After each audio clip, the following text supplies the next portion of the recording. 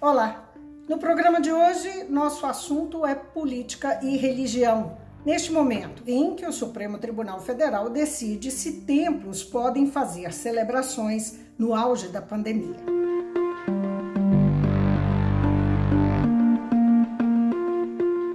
Eu vou conversar com o cientista social Robson Sávio Reis, que é coordenador do Núcleo de Estudos Sociopolíticos da PUC-Minas. Robson, prazer conversar com você. Depois de tanto tempo, a gente se encontrando aqui pela internet. Uma alegria, Vivian, estar com você e estar aqui de novo no Mundo Político. Robson, vamos começar com a atuação do advogado-geral da União, André Mendonça, no julgamento, ainda ontem, o julgamento que está em curso, não é? Nesse momento, o advogado-geral participou e defendeu que os templos sejam mantidos abertos para celebrações nesse período, mesmo no auge da pandemia. A discussão é essa no julgamento. Ele alegou inconstitucionalidade e mencionou 3 versículos bíblicos para embasar, ao longo da sua fala, a posição dele. Como é que você viu a atuação dele, a argumentação durante o julgamento?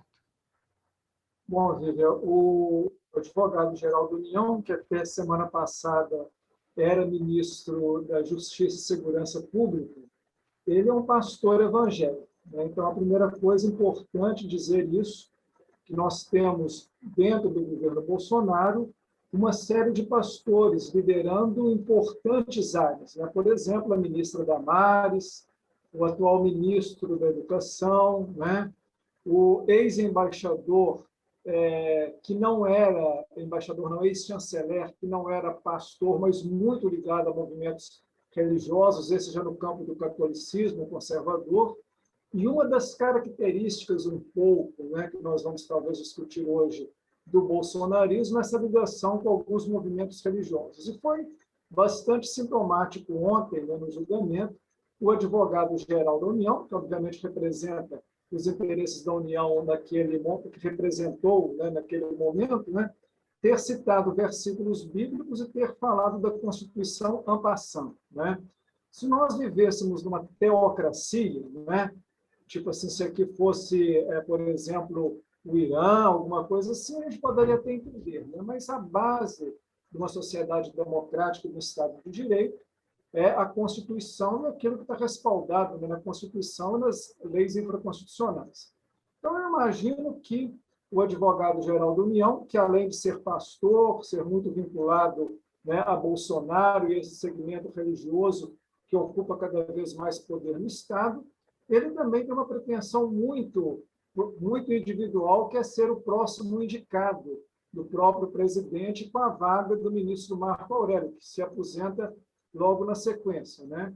E veja bem que o Bolsonaro deixou uma senha, algum tempo atrás, de que ele indicaria um ministro, né, extremamente, profundamente evangélico para essa vaga. Terrivelmente.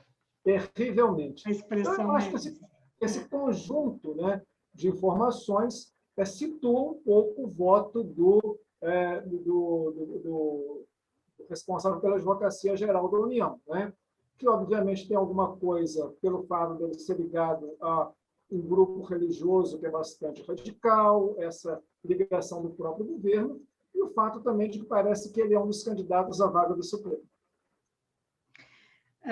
O governo Bolsonaro, você mencionou toda essa composição aí de ministros, né, de personalidades que estão nos ministérios compondo o governo Bolsonaro. Eu queria lembrar que Bolsonaro adotou o lema Brasil acima de tudo, Deus acima de todos, como, né, o lema oficial do governo. Isso assina tudo quanto é peça do governo e tal. Então, é bastante significativo do ponto de vista político, não é? E nós podemos chamar atenção também para a presença cada vez maior de parlamentares, tanto nos municípios, quanto nas assembleias e no Congresso Nacional.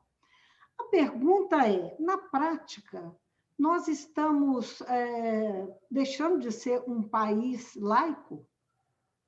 Ter um Estado laico? O que acontece, Vivi, é que o Brasil vive um fenômeno de uma intensa transição religiosa que está muito clara a partir da década de 1980. Até então, o catolicismo, digamos assim, reinava absoluto no Brasil e, obviamente, os interesses da Igreja Católica estavam muito bem representados em todas as instâncias de poder. Mas, a partir da década de 1980, um crescimento exponencial, né, do mundo chamado evangélico, que é um mundo muito diverso, que ele não pode ser simplificado na expressão evangélico ou protestante, pela sua diversidade, mas, principalmente, dentro desse universo, a partir da década de 1980, algumas igrejas deste segmento evangélico e dentro do ramo chamado pentecostalismo e neopentecostalismo, que também ele é muito diverso, não dá para ser simplificado, mas algumas igrejas muito grandes, midiáticas, eu estou me referindo, por exemplo, à Universal do Reino de Deus, né? a Mundial do Poder Divino e outras dessas igrejas, elas começam a atuar cada vez mais numa ocupação de espaços políticos do Estado, né? Então, nós começamos a perceber isso de uma forma muito grande, primeiro com o adensamento das chamadas bancadas da Bíblia, né? Nas câmaras municipais, assembleias e no próprio Congresso, e também com o aumento da participação dessa representação dessas igrejas, aos poucos, no poder executivo, prefeitos, governadores e o próprio presidente. Aqui é importante dizer que nós temos uma disputa narrativa e religiosa, que é um lado da questão, mas nós temos uma disputa de poder, que aí vai no campo do político e do econômico. Eu acho que é importante a gente fazer uma distinção, né, nesses três níveis. Como é que isso se manifesta, né? Vamos lá. Exatamente. Há uma disputa que tem a ver com a narrativa religiosa. Isso, a questão é muito importante e ela demanda, sabe, Vivian, uma reflexão muito serena, porque a religião trabalha no campo do imaginário, das crenças, e nós temos uma sociedade que, às vezes, era muito racional e esquece que esse lado das emoções, das crenças e dos afetos são decisivos nas escolhas individuais e coletivas, portanto, nas escolhas políticas. Então, aqui tem um campo, mas tem claramente um conjunto dessas igrejas pentecostais e neopentecostais, e há ramos pentecostais e neopentecostais dentro do catolicismo, abrir e fechar um parênteses, se for o caso, nós podemos aprofundar, que tem uma disputa clara pelo controle do Estado, né?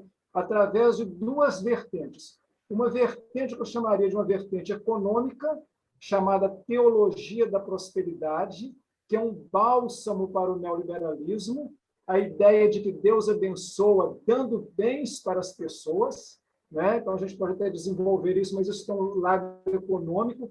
Veja que essa discussão agora sobre a questão de abertura de templos, ela está extremamente ligada com a questão da abertura da economia, né?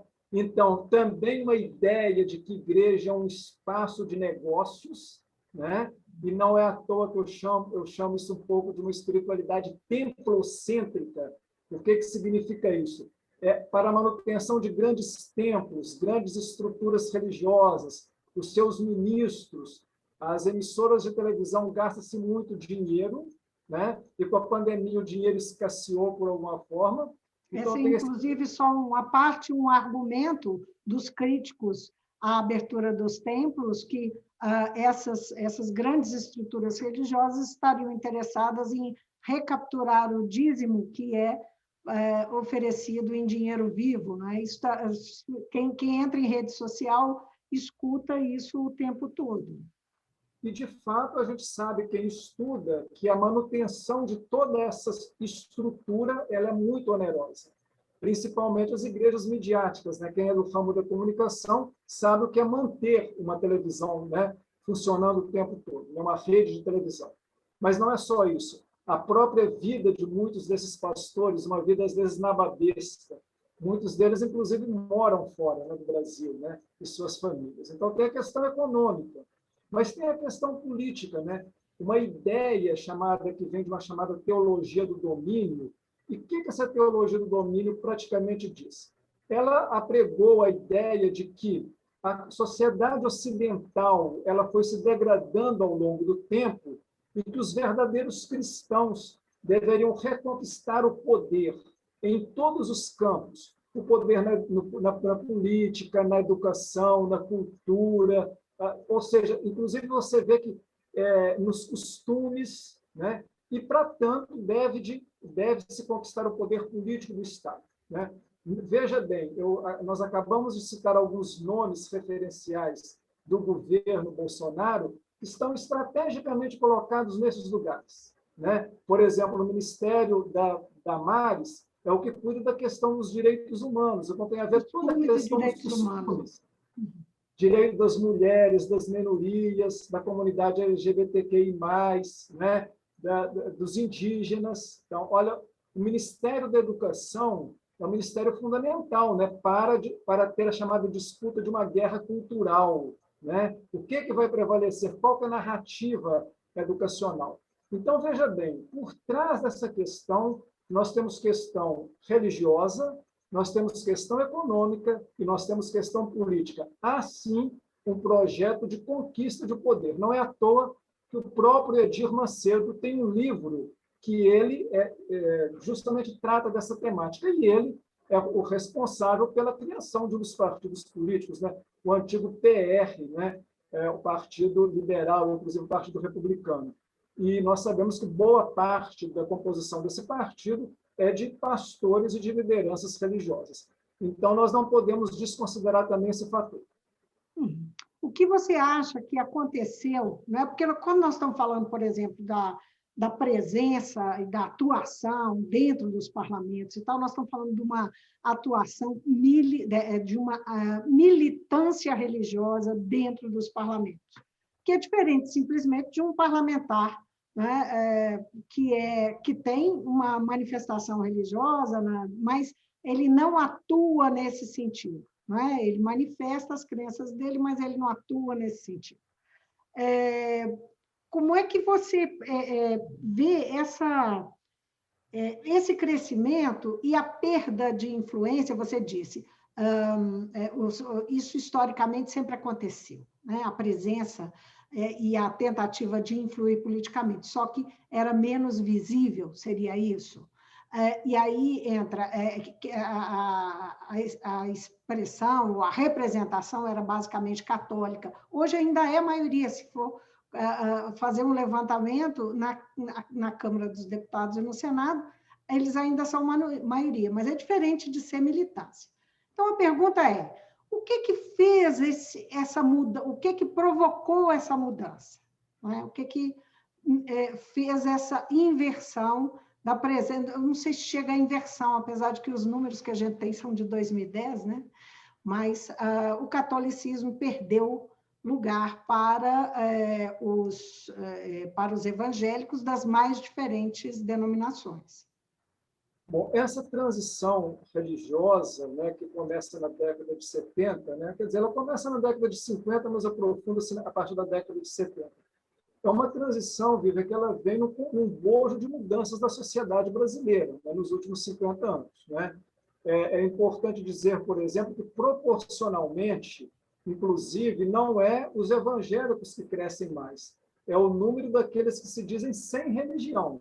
Eu não estou falando em números absolutos, eu estou falando em números proporcionais. Então, quando você vê a percentagem, o chamado grupo dos sem religião, que são aqueles ateus e agnósticos, mas também pessoas que não querem se filiar a nenhuma igreja, nenhuma instituição, é um grupo que cresce muito. Isso tem a ver com uma sociedade que foi se tornando cada vez mais laica, mais democrática, mais plural, tem a ver com movimentações no bojo da própria sociedade, né? Uma sociedade mais plural, uma sociedade que você tem a presença maior de movimentos sociais, grupos identitários, né, que cresceram muito a sua atuação no Brasil nos últimos tempos, e tem a mudança, né, demográfica que tem a ver com a questão religiosa. É claro que essa mudança ela tem uma série de sentidos, mas eu diria que talvez o sentido mais importante da gente discutir aqui é justamente essa ideia de um grupo que sempre se considerou minoritário, o grupo protestante evangélico, né? Sempre se sentiu um pouco subjugado, né? Por um catolicismo muito dominante, em certa medida até muito opressor, né? E que, em algum momento, vendo a possibilidade de uma atuação mais específica no campo da disputa política, principalmente, Vivi, se nós pegarmos os últimos 20 anos, no momento em que há uma criminalização da política, com um discurso muito moralista, e que justamente determinados grupos, que às vezes se referenciam como os de referência moral, não é à toa que um dos grupos que mais cresce também é o grupo dos militares, também no campo da política, né? São aqueles grupos que se auto-intitulam as referências morais e éticas da sociedade. E é claro que aí vai ter todo um trabalho muito bem articulado, porque uma das coisas muito importantes do trabalho das igrejas evangélicas, principalmente desses ramos pentecostais e neopentecostais, que não podem ser uniformizados, como eu disse, é um trabalho de atividade comunitária, mas voltada para cada célula e família. Portanto, é um trabalho que ele é feito no coletivo, mas é feito também nos grupos minoritários, no núcleo familiar. Um trabalho de evangelização e de convencimento, e no pacote do convencimento político vai também o convencimento religioso. Portanto, qual é a diferença do parlamentar católico, de uma maneira geral, com aquele evangélico? É o nível de fidelização à igreja, né? E aí, qual que é o problema disso em relação à democracia, né? A ideia de república, um espaço democrático. É que no espaço público, aquele que é eleito, ele não pode representar simplesmente o interesse privado. Igrejas são instituições privadas, porque elas estão relacionadas a determinados grupos, né, de poder, de pensar religioso, etc. Né? E essa fidelização faz com que boa parte desses parlamentares, né, eles atuem para defender interesses institucionais, que nem sempre coincidem com interesses públicos. Sempre ressalvando que dentro desse grupo há pastores, que a gente chama de pastores progressistas, que têm a clareza de que o espaço público é o espaço dos interesses públicos. Mas o conjunto majoritário, eles representam interesses institucionais e privados das suas instituições religiosas. E se articulam, por exemplo, nas chamadas bancadas da Bíblia. Aqui em Belo Horizonte, por exemplo, a Câmara está chamando de bancada cristã, e aí você tem, inclusive, esse segmento muito pautado nessas teologias da prosperidade e do domínio, associado ao tema de uma moralidade, do moralismo, que faz com que boa parte das pautas desses parlamentares caminhe nesse sentido. Agora, Robson, o que esse pacote social, né, que nós temos, que você mencionou, né, todo esse contexto, esses elementos e esses personagens, e a atuação desses personagens tem a ver com um contexto mais amplo no país e histórico, que atravessa toda a história, né, talvez do pensamento religioso do país, ou dos pensamentos, que é a desigualdade social. Onde que entra enfim, a evolução de grupos religiosos dentro do país, a evolução de algumas igrejas e essa teoria da prosperidade, onde que entra em relação às nossas diferenças, nosso abismo social? Essa, inclusive, viveu uma disputa que há muito forte dentro da Igreja Católica, que tem muitos grupos conservadores, né? E que tem uma dificuldade imensa de pensar, talvez, uma teologia mais inserida. Inclusive, os grupos católicos chamados mais progressistas são muito pichados por causa disso, né?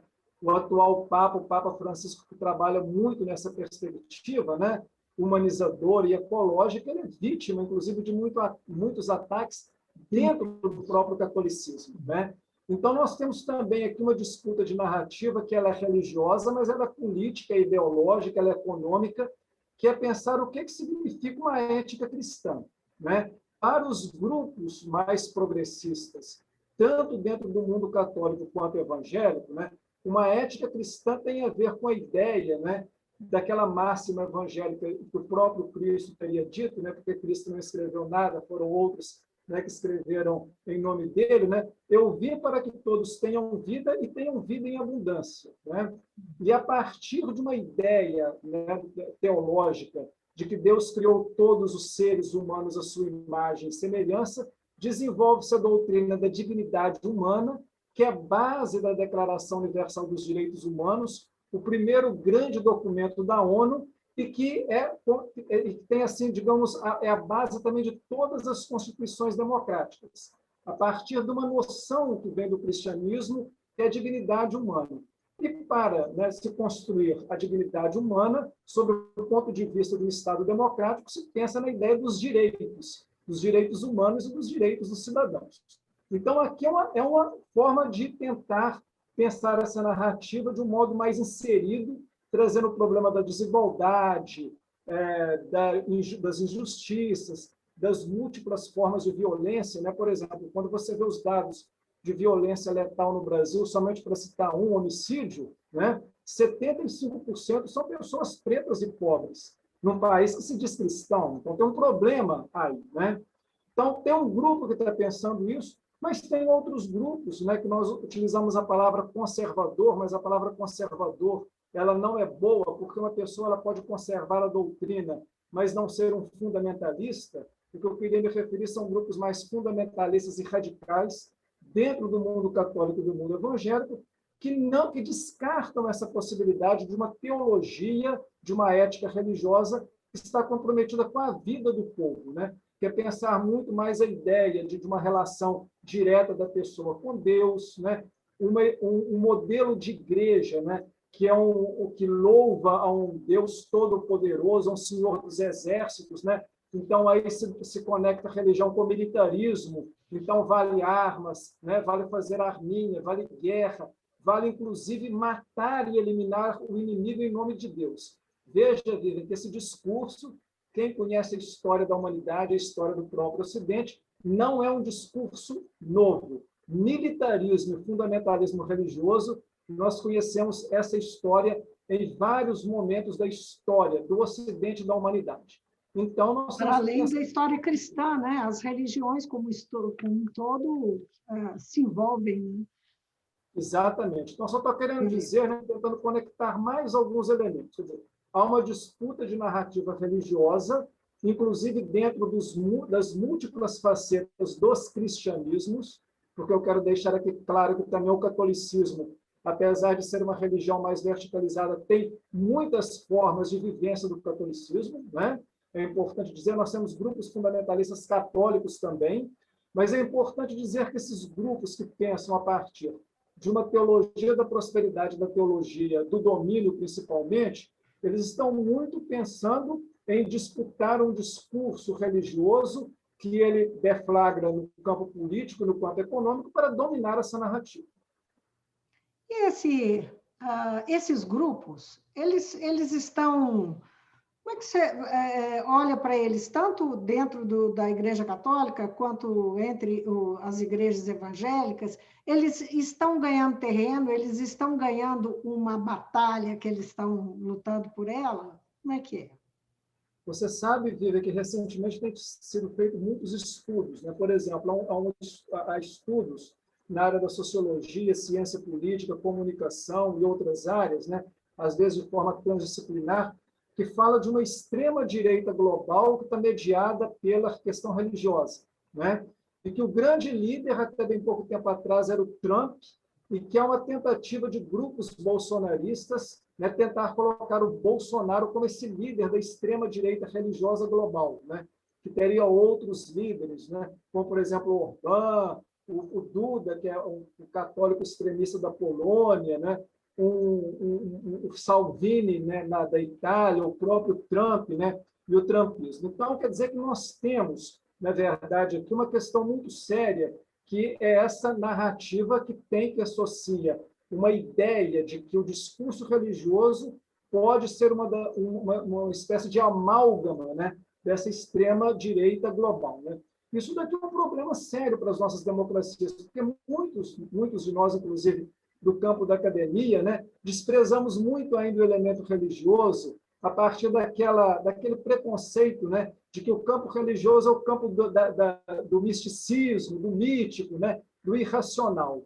E, às vezes, não queremos trazer esse elemento para os nossos estudos, né? Mas me parece que agora isso tem sido uma pauta constante em várias áreas do conhecimento. A percepção também de que, o que é religioso está tudo no mesmo campo, quer dizer, não tem muita diferença, isso também é uma percepção. E que tem a ver também com... Eu queria entrar um pouco na questão da intolerância, né? Como é que você vê a questão da intolerância? Isso falando tanto de quem olha para os religiosos, quanto da própria militância religiosa fundamentalista, né? Parte dessa militância foi, no Brasil, muito vítima, não é? Quando chegaram as igrejas evangélicas aqui, ainda no final do século XIX, e ao longo, especialmente da primeira metade do século XX, as igrejas evangélicas eram bastante alvo de preconceito e de intolerância, né? E agora a gente vê uma discussão crescente, uma percepção crescente assim, em relação à intolerância, em relação a minorias, a um avanço da sociedade de uma forma mais progressista. E ao mesmo tempo, grupos que representam essa parcela mais progressista, que olha, como você estava fazendo referência, com um certo preconceito em relação aos religiosos. Eu queria que você comentasse um pouco a questão da intolerância nesse ambiente, nesse contexto a que se refere, que é, inclusive, onde cresce aí a ultradireita. Então, a primeira coisa importante que eu acho que a gente poderia fazer aqui é uma distinção entre a experiência religiosa individual das pessoas e como determinadas igrejas, através de suas lideranças, se comportam. Porque nós não queremos fazer aqui nenhum juízo de valor de uma pessoa que tem fé, que vai numa igreja, seja ela qual for, né, pensando que está louvando a Deus, né, colocando o que há de melhor naquele culto. Então, a experiência religiosa é algo que está presente, né, numa cultura como a nossa, na qual 85% das pessoas se dizem cristãs, né? Então, isso não está aqui em julgamento. A experiência religiosa é algo muito subjetivo, individual. Quem vai numa igreja, ela não está fazendo uma análise sociológica do que aquela igreja está atuando sob o ponto de vista político e econômico, né? Vai lá com a ideia de estar tendo uma relação com Deus, né, com a divindade. Então, isso aqui é a primeira questão. O que é a prática religiosa, o que líderes religiosos, igrejas, né, como eles operam. São duas questões distintas. Agora, uma outra questão importante da gente dizer é que no Brasil nunca houve, como alguns grupos fundamentalistas cristãos têm dito, cristofobia, né? Nunca houve. O cristianismo ele sempre foi majoritário e ele, inclusive, em muitos momentos, perseguiu grupos minoritários, né? Por exemplo, as tradições de matriz africana foram perseguidas por grupos católicos, continuam sendo, e por grupos evangélicos, né? Mas não há perseguição de cristãos. Os cristãos sempre foram majoritários. O que acontece é que a disputa entre cristãos, que compreendem, né, a forma de atuação do cristianismo, a ética cristã e a própria forma da inserção das igrejas no mundo, no universo laico, de forma diferente. A disputa que há hoje é uma disputa entre grupos cristãos, que têm teologias diferentes, cosmovisões, visões de mundo, às vezes, totalmente diferentes, né? Que são paradoxais. Quer dizer, por exemplo, como que eu posso, num momento, né, de pandemia, ainda mais tendo em vista que as igrejas eletrônicas elas continuam fazendo seus cultos pela televisão, pedindo que os fiéis depositem os seus dízimos nas contas bancárias, né? Por que, de repente, é importante de levar as pessoas para dentro do templo, sabendo que é um local fácil de transmissão? Qual que é o critério? É o critério da vida ou o critério da manutenção do templo, né? Se Deus ele cria e está presente em cada um de nós, por que as pessoas têm que ir lá? Então, você veja bem, nós temos aqui sérias disputas de narrativas intramuros, entre os cristãos. E o que acontece de perseguição é contra grupos não cristãos, grupos, religiões de matriz africana, judeus, muçulmanos, isso ao longo da história do Brasil, né? Até alguns teólogos têm chamado isso, por incrível que pareça, isso é um horror, né? Mas têm chamado esse movimento de cristofascismo. Olha para você ver. Ou seja, cristãos que utilizam de uma metodologia fascista de perseguição e seleção, né, de inimigos com um discurso religioso. Os símbolos das religiões de matriz africana têm sido, né, e os espaços também, alvo de perseguição, inclusive de violência física, não é? É importante a gente reconhecer isso. E aí, eu queria focar um pouco nesse momento terrível que a gente está vivendo, que é uma combinação da pandemia, do aumento da miséria, da fome, um desemprego persistente, altíssimo, há muito tempo, há anos, né? Que, enfim, uma falta de perspectiva com milhares de mortos, não é? Todos os dias.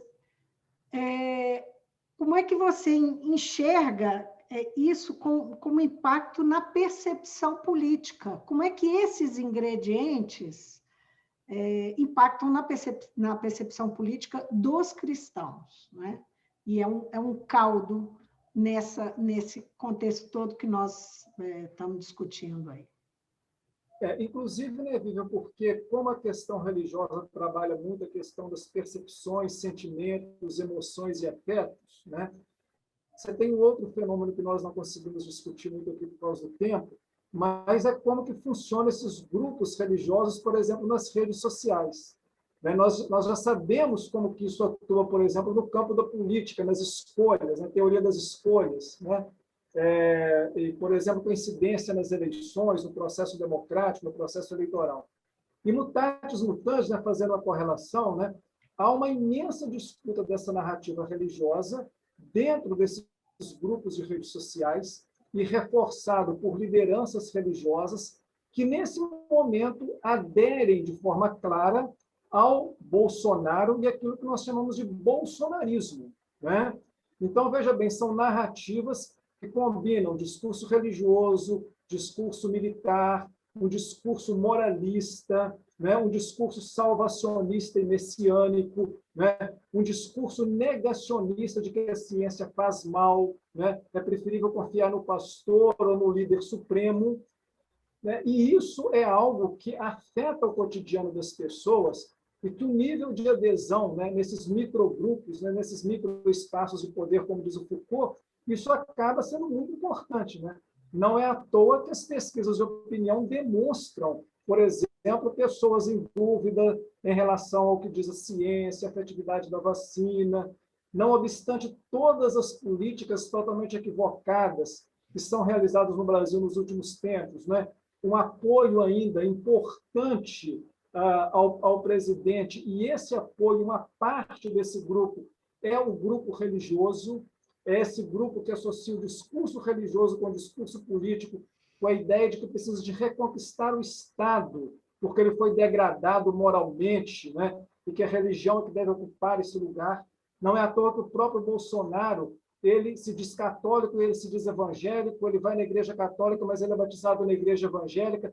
Quer dizer, ele, de uma forma muito esperta, né? Ele conseguiu ver nesse grupo, né, nessa base social religiosa, um elemento importante para, junto à sua base militar, né, e aquela base de uma classe média reacionária, talvez formar aqueles 30%, Vivian, que ainda o apoiam. Então, é importante a gente até tentar segmentar esses grupos para entender, mas que há uma correlação entre discurso religioso, político, econômico, militarismo e o próprio bolsonarismo nesse momento, não há dúvida, né? Qualquer pessoa que tenha dúvida, procure um pouco estudar sobre isso, que vai encontrar essas relações, né? É claro que não dá para a gente, né, explicar tudo isso no programa curto, mas fica uma dica para quem ainda tem uma ideia de que é importante a gente pensar para conhecer a realidade. Tudo isso mirando 2022, né? Todo esse movimento mirando Sem 2022. A propósito disso, sem dúvida nenhuma. antes que a gente encerre, né, nós temos aí um elemento novo no jogo, que é a volta dos direitos reconquistados, os direitos políticos. Lula volta para a cena política, né? E já fez acenos, já fez movimentos, né? E acenos para grupos que estão em torno de Bolsonaro, que são grupos como, por exemplo, os próprios militares, os evangélicos e os empresários, né? Tentando estabelecer uma conversa. Como é que você percebe esse retorno e esse movimento, né? A efetividade que esse movimento pode ter para 2022, para uma tentativa da esquerda voltar ao jogo com alguém competitivo como Lula?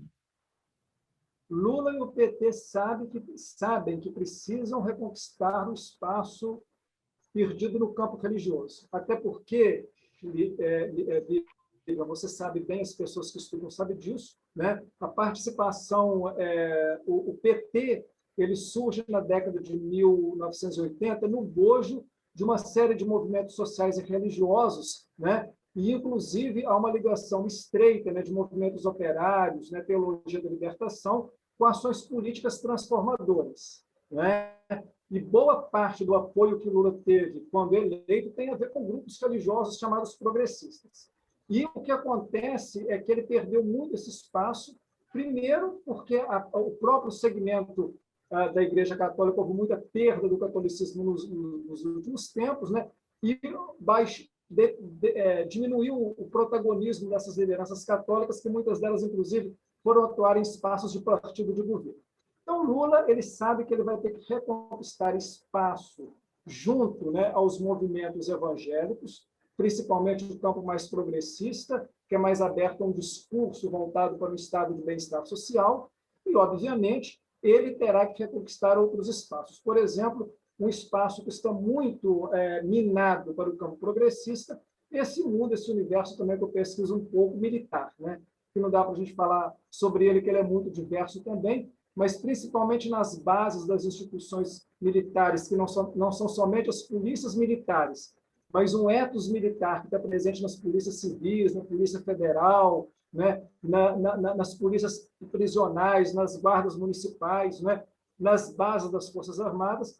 Lula vai ter, né? Lula e as esquerdas precisam reconquistar esses espaços, porque senão não tem nenhuma viabilidade eleitoral. Eu até, numa grande discussão nacional com lideranças políticas, eu brincava o seguinte, que não adianta você ter 30% se você não consegue 35%, porque na disputa eleitoral você sempre vai ficar ali batendo a trave, né? Então, obviamente, o arco de alianças de uma esquerda democrática que queira disputar com a direita e a extrema-direita tem que ser com união, com articulação com grupos religiosos, né? Que isso aconteceu com Lula na década, né, nas disputas eleitorais dele, mas que ele perdeu boa base. Por exemplo, né, só para lembrar, o Edir Macedo, né, foi um apoiador do Lula, né? O Zé de Alencar, vice-presidente mineiro, ele era presidente do partido, que a Igreja Universal era a principal promotora, né? Só para lembrar os nossos telespectadores aqui. Então, essa relação é fundamental. Mas, de fato, tem um esgarçamento enorme, né? Depois disso, houve um esgarçamento enorme e uma aglutinação dessas personalidades, suas instituições e tal, em torno de Bolsonaro, né? Sim, exatamente. É isso aí. Essa conversa aqui podia ir longe, né, Robson? Mas o tempo realmente acabou. Muitíssimo obrigada por atender o mundo político, a TV Assembleia, num assunto tão importante, pertinente no Brasil e na política de hoje. Foi uma alegria sempre falar com você, seus telespectadores, um programa que eu sempre assisto e também é para mim uma forma de formação política. Um grande abraço, até uma outra oportunidade, sempre à sua disposição. Eu conversei com o Robson Sávio, ele é cientista social, coordenador do Núcleo de Estudos Sociopolíticos da PUC Minas. Se você não assistiu a entrevista, está pegando agora, não perca. Robson dá uma aula maravilhosa de sociologia e religião para nós. Obrigada mesmo, Robson. Até a próxima.